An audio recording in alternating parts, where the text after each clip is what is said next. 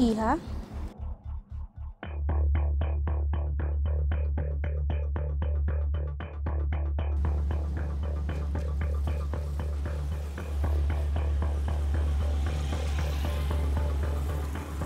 Jen?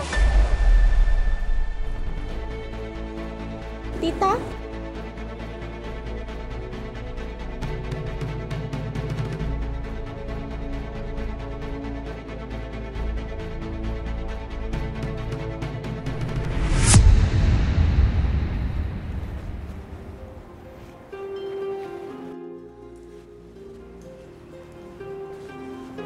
Jen! Saan ka na naman ba pupunta? Kila Chris po, ma. Eh halos dun ka na nakatira sa kanila. Eh ano pong masama doon? Nobyo ko naman po si Chris. Sana anak, magkaroon ka naman ng kahihiyan kahit konti. Bakit naman po kami mahihiya? Eh alam naman po ng mga nakakakita sa amin na may relasyon kami. Nandun na ako anak, pero sana maisip mo na babae ka.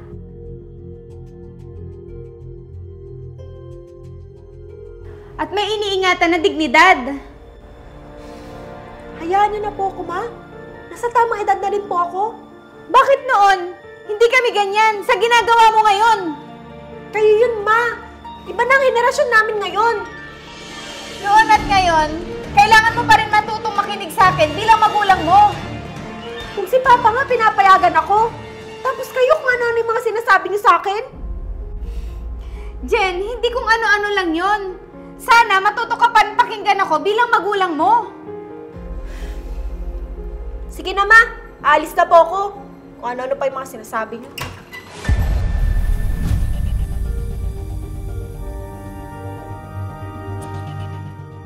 Sana hindi ka magsisi, Jen, pagdating ng araw.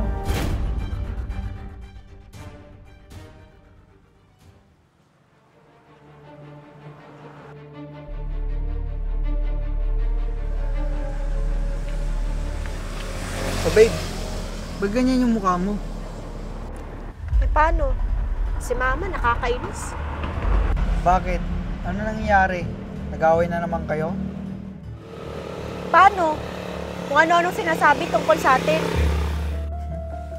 Parang hindi ka pa sanay sa mama mo. Kinukumpara kasi niya yung kapanahunan nila yung sa atin ngayon. Babe, huwag mo nang intindihin yun.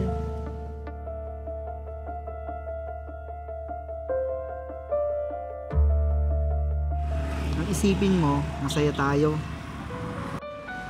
Kaya nga eh. Nakakarindi yung bunganga ni Mama. Bakit sila mama at papa? Wala namang pakialam sa atin. Sa tingin mo, papayag kaya sila pag nandito sila? Siguro. Ewan, baka. Nasa ibang bansa kasi sila. Kaya malaya kang nagagawa lahat ng gusto mo. Sinasabi ko naman sa kanila lahat ng ginagawa ko. Ganun ba? Tara na nga sa loob, babe. Mag-movie marathon na lang tayo. Sige babe, gusto ko yan. Sakto, may bagong palabas ngayon. Tara.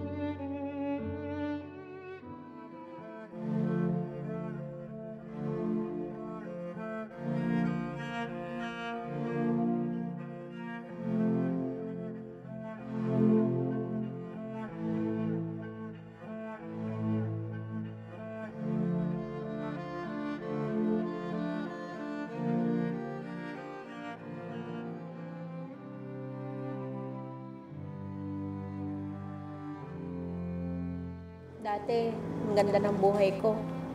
Lahat nabibili ko. Wala akong iniisip na problema. Gigising ako ng gusto ko.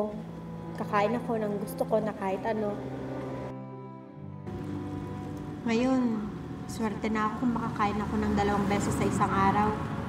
Wala na ako mukhang mahiharap sa mga magulang ko, lalong-lalo na kay mama. Sana pinakinggan ko na lang pala siya at hindi naging matigas ang ulo ko.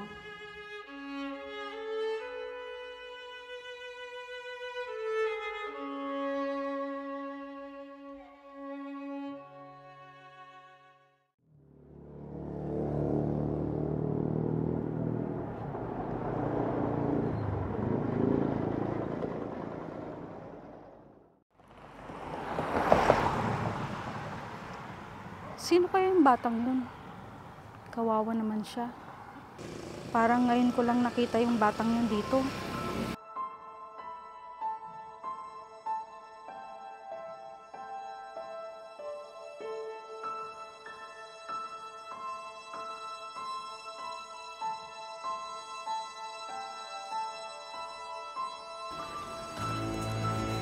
Iha?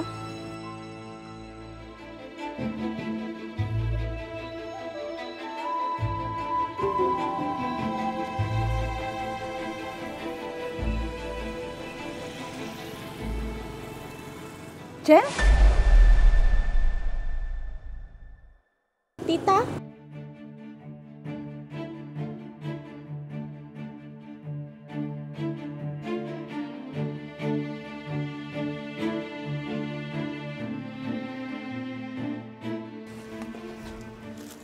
Ikaw ba talaga yan?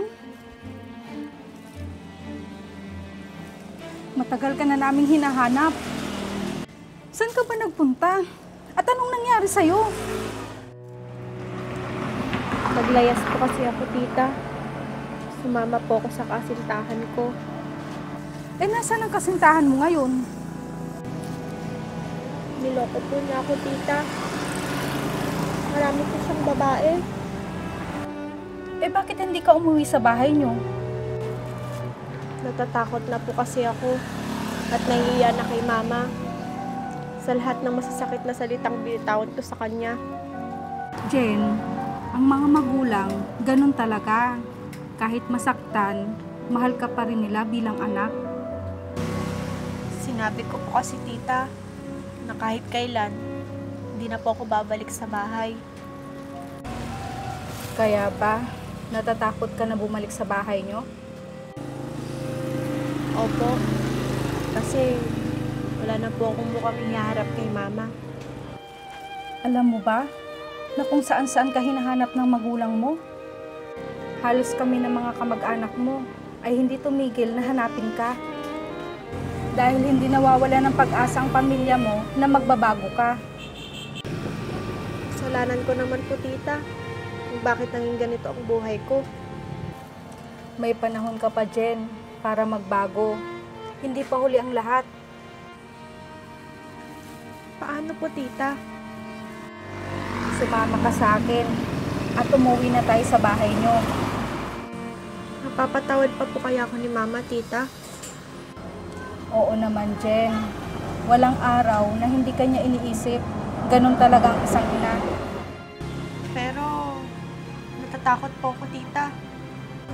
Basta, ipakita mo na nagbago ka na at humingi ka ng tawad.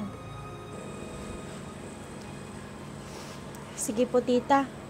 Sasama po ako sa inyo. Miss na miss ko na rin po sila, mama. Sige, tara na. Umuwi na tayo sa bahay niyo. Sige po, tita.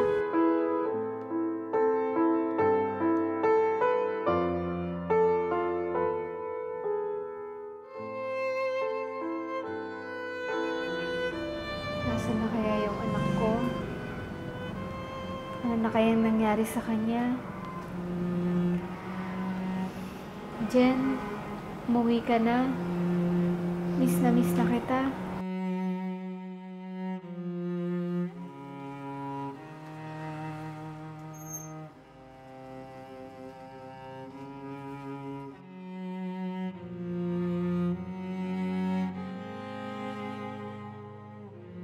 Ruby?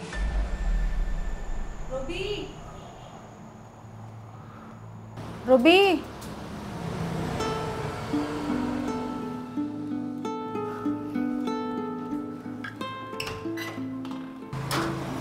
Ruby!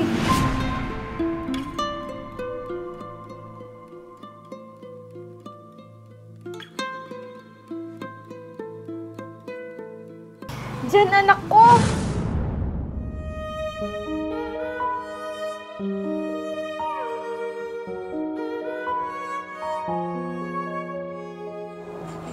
Ma, patawad po. Matagal na kitang pinatawad, anak. Mabuti at bumalik ka. Nakita po kasi ako ni Tita Mitch. Maraming salamat, Mitch. At nakabalik na yung anak ko. Walang anuman. Hangad kong mabuo ulit ang pamilya nyo. Ma, sana nakabawi po ako sa inyo. Huwag ka na ulit aalis ng bahay, ha? Ipangako mo kay Mama. Pangako, Ma. Mahal na mahal ko po kayo. Halina kayo. Pumasok na tayo sa loob.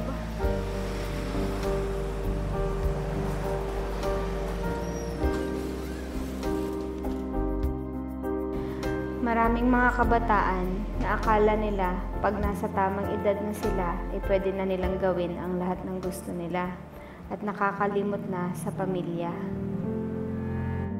Maging mabuting anak, mahalin at irespeto natin ang ating mga magulang habang sila ay kasama natin sa buhay. Ibalik natin sa kanila ang sakripisyo nila sa pagpapalaki sa atin.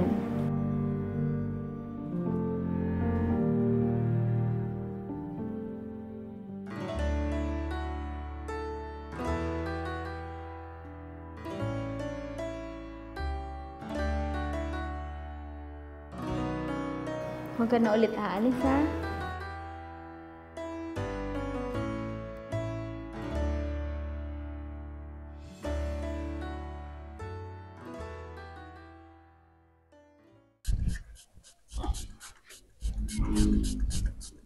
Hindi kami pagdalo sa atin. Nakikinis eh. Una yung boy. Nagkinis mo't yung nagkintamati ka din naman. Pinagamagamit tamit ha. Ito ni, GR4 Extreme Degree, sir. Mahit nga pangikat ti ko ata. Ito mangkin nga grasa. Magaling mo na dilugan ko ha. Nagdalos ni. Maya nagsilingain. Nay, Mahit ah. Nanay, nagdalos sa kadena nanay. may cut pa iso nay. Kulang ata, ibabad mo lang 3 minutes to 5 minutes. Sama ko kuskusin. May cut no kan. Sabi ni, nagdalos ni. Terus ka pa iso nay. Pati kanino motor ato. Kanyak ah. Kaya motor mo ay. Pahatak ko na kung pagbayad ko. Sayang ay. Nagkaras mo na din sukat mo. Di ba alay, basta tumaray. Sa bagay ah. Oh, nagkinis yun, nagsilingin na eh. O pa makita mo nga lang is nakadagrasa na ah. Kita mo na. Pagagatangan nga ikasta. Yung TikTok, Lazada, Shopee, da. Mabalin og gurdura may salang. Balay, basta pagbayad mo. Gurdura ito mga raw ta gamitin mo di kadina. GR4 degree sir. Oh, Kita mo na eh. Magmayat buya na yan. Dalos ni. nagkinis nga rin na eh.